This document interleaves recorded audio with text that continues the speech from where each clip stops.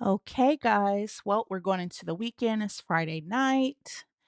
And let's just keep it real. No matter how much we care about eating healthy and taking care of ourselves and being on our health goals and our grind to get healthier, everybody loves snacks. Everybody loves to eat something delicious. Let's just be honest. Hopefully, you will try it this weekend. But we have homemade potato chips made at home completely from scratch.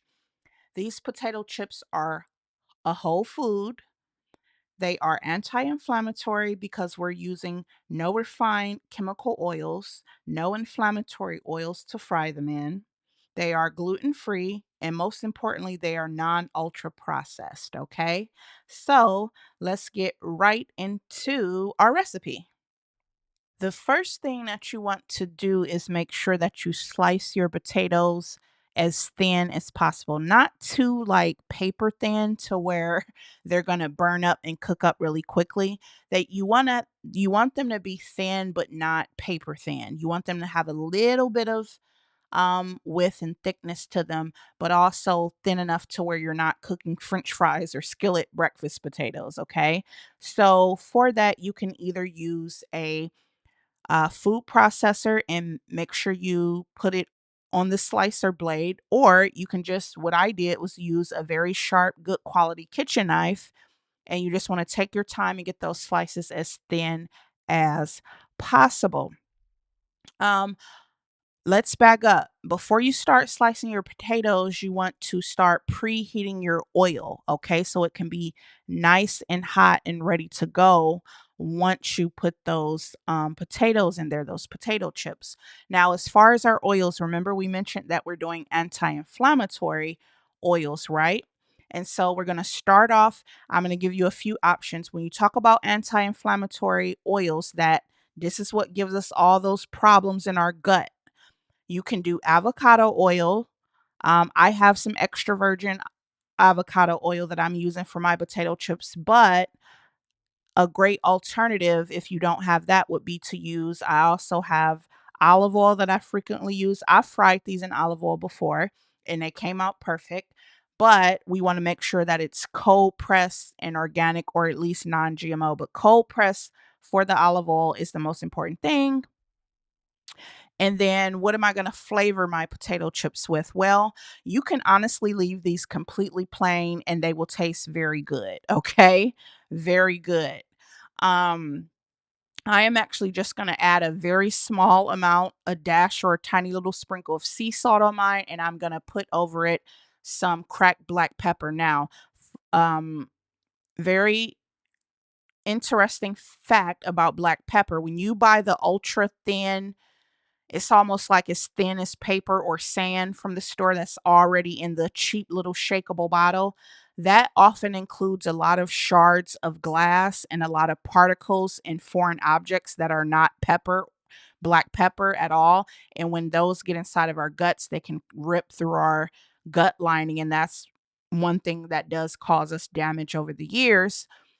So, if you're able to try to get the whole black peppercorns inside of the little grinder because you're grinding it up yourself, you're not trusting a company to take the peppercorns and grind it up in all these machines and factory places where, like I said, a lot of foreign objects and glass is often inside of black pepper. Okay, now I'm going to warn you and caution you if you want to play around with vinegar for them to make like a salt and vinegar. If you are going to do vinegar, you don't want to drench or douse them because then you're going to lose your crispiness. You want to make sure you pour your vinegar into like a clean food grade spray bottle, and that you really just give it a light mist. Don't hold it up too close, but kind of have it at a distance and give it just a nice little mist or sprinkle of that vinegar. You don't want to make it too wet and then it's going to come out soggy. So I'm cautioning you. We're going to put in one potato chips into our oil to test and see if it's hot enough. And clearly you can see we're smoking. We're sizzling here, so that's how we know we're good to go.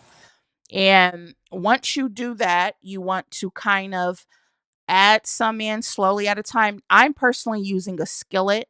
If you have a deep fryer, go for it. I don't necessarily prefer a deep fryer, only because I feel that this is a little bit healthier. But even with you using a deep fryer, that's still a whole lot more healthier homemade doing it that way than these bag of chips at the stores, which are ultra processed and full of inflammatory oil. So if you prefer a deep fryer, go for it.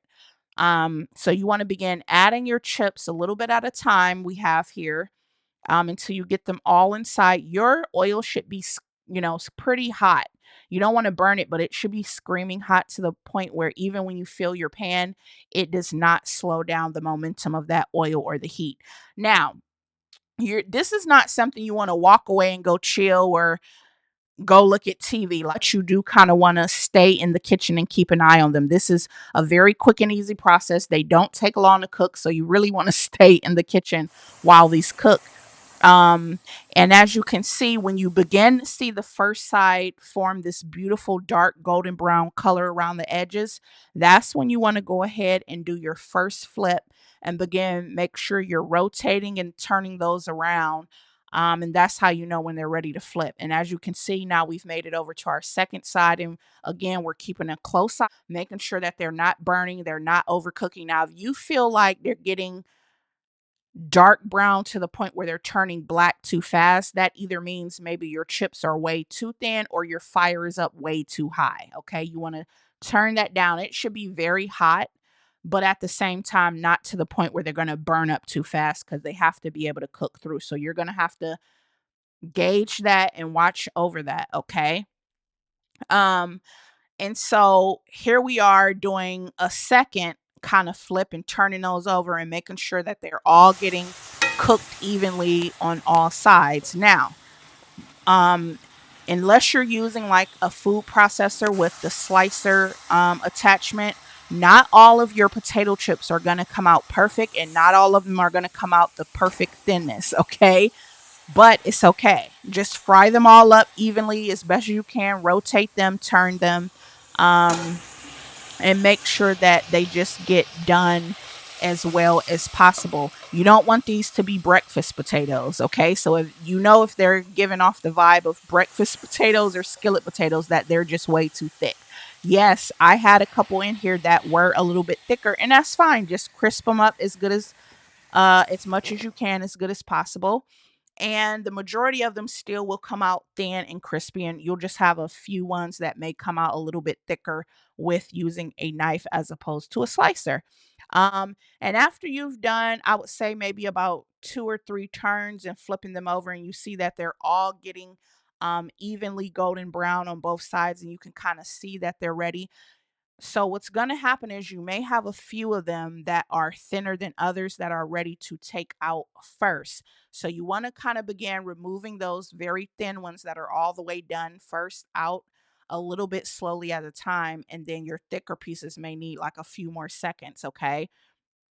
And I just have on top of my plate a paper towel to kind of drain out that oil and grease so they're not greasy and so they begin to dry, because the more they dry out, the crispier they are going to turn out. And here we are with our finished product. I just got one of the chips here, very thin, very crispy. This is not about aesthetics. This is not about them looking perfect. I don't mind an organic product that is, very rustic. It doesn't look perfect. I don't mind like a little bit of the browning.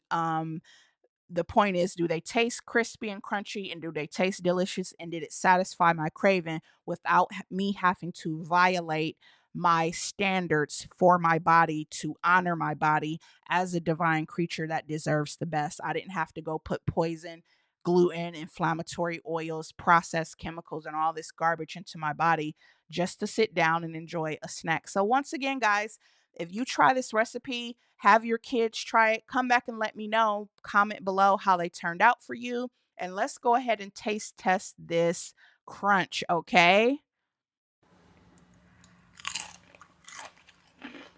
Yeah, the crunch is definitely crunching, and that sea salt and little bit of cracked black pepper just added the perfect touch. I decided not to go with the vinegar because I wanted these to uphold their integrity of the crispiness, and they just came out perfect. The longer you let them kind of dry and sit on their own and that oil drain off, they're going to get crispier and crunchier. Okay, guys, so you may want to just let them cool and sit. If you even have like a wire rack, put them on there for maybe about 5 minutes or so. And there you go. Very easy, very healthy, made from scratch, made at home. Doesn't take much. You honored your body. You're not going to have to worry about bloating and all these other symptoms that come with irritating your gut just from enjoying, some chips. You could really play around with a bunch of seasonings and flavors. I know rosemary often tastes very good with potatoes, so you could try a sea salt and rosemary. That would be delicious. So, yeah, guys, let me know. And I hope you enjoyed this recipe. I hope you have a blessed and divinely filled weekend. And I will catch up with you next time.